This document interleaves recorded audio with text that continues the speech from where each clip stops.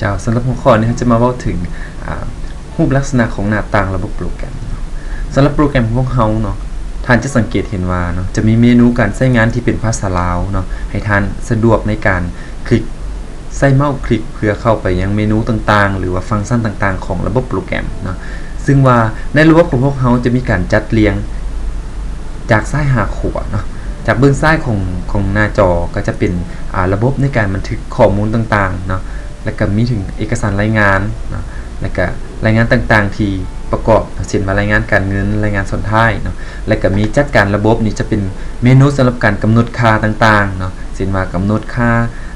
ข้อมูลสำนักงานกำหนดสารบัญบัญชีปึ้มประจำวันเนาะรวมถึงการกำหนดระบบความปลอดภัยเนาะแล้วก็เมนูช่วยเหลือเนาะแล้วก็วินโดว์แล้วก็จึงคอมเมนต์ออกจากระบบที่ด้านขวามือของหน้าจอเนาะ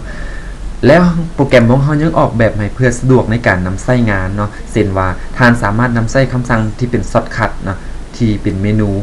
ไว้ให้ท่านเลือกใช้เนาะบรรดาช็อตคัทต่างๆนี่แม่นสิ่งที่ต้องได้ใช้อย่างเป็นประจำและก็ได้ใช้ดุๆเนาะหรือว่าได้ใช้ตลอดเวลาก็เลยต้องมีคำสั่งช็อตคัทให้เพื่ออำนวยความสะดวกเนาะเช่นเนาะการกำหนดวันที่เรียกเนาะหรือว่าตั้งวันที่เรียกเนาะการบันทึกบัญชีเนาะซึ่งจะมีเข้าไปหาเมนูหรือว่าเข้าไปหาฟอร์มสำหรับการบันทึกบัญชีได้เนาะและปุ่มสำหรับการคอนโทรลสำหรับเมนูจะอยู่ด้านลุ่มของหน้าจอเนาะหาสังเกตแต่ละฟอร์มที่อยู่ด้านลุ่มเนาะและก็มีรายการเคลื่อนไหวเนาะกรณีที่เราต้องการเนี่ยเบิ่งข้อมูลที่เรามีการบันทึกบัญชีไปเนาะการกำหนดค่าอัตราแลกเปลี่ยนเนาะหรือว่าเป็นบัญชีแยกประเภทเนาะปุ่มแยกประเภทก็สามารถ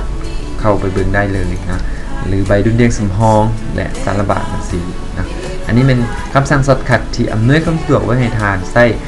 ในกรณีที่ต้องการใช้งานอย่างรวดเร็ว